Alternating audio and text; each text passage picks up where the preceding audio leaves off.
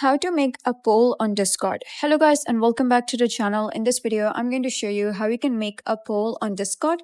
So let's get started. First of all, you're going to simply head over to any server and any channel. And then you're going to click on this message over here and then click on this plus icon.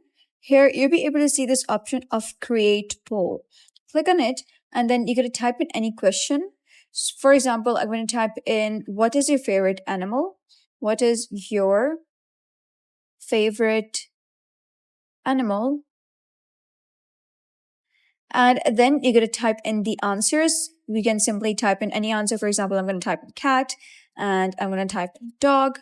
And then you can also add various other answers.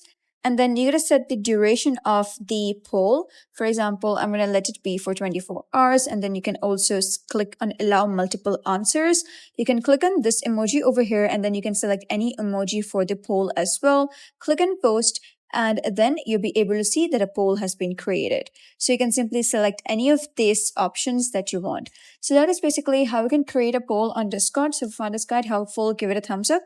And don't forget to subscribe for more helpful tutorials. I'll see you in the next video.